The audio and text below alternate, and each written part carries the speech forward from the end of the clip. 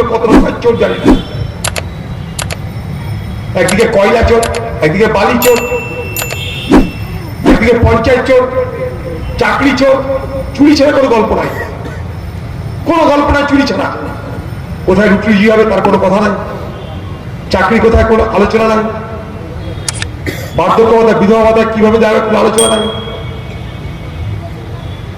কংগ্রেস তার সিদ্ধান্ত নিয়েছে এখানে যেমন লক্ষ্মীর ভান্ডার দেওয়া হয়, আগে ছিল 500, এখন হয়েছে 1000।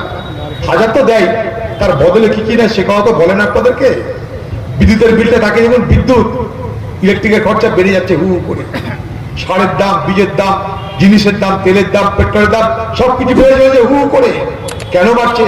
সেখান থেকে রোজগার করে তারা তাদের রাজস্ব বাড়াচ্ছে, আর সেখান থেকে একটা অংশ লক্ষ্মীর ভান্ডারের নামে মানুষকে, বিশেষ করে মহিলা সমাজকে খরিদ করার ব্যবস্থা করছে।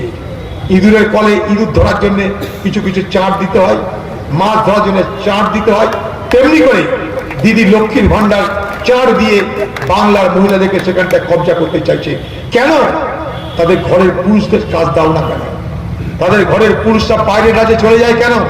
তাদের ঘরের পুরুষরা অন্য দেশে চলে যাচ্ছে কেন? রোজগারের জন্য কেন?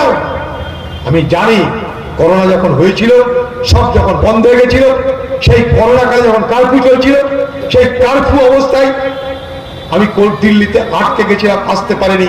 সেই সময় হাজার হাজার মুর্শিদাবাদ, মালদার পরিযায়ী শ্রমিকরা তারা আমার কাছে ফোন করতো, সাহায্যের দাবি করতো, কেউ কাঁদতো, কেউ দুঃখ প্রকাশ করতো। তাদের জন্য আমি কমসে কম আহার থাকার ব্যবস্থা করে দিয়েছিলাম। হ্যাঁ, খোঁজ নিয়ে দেখবেন।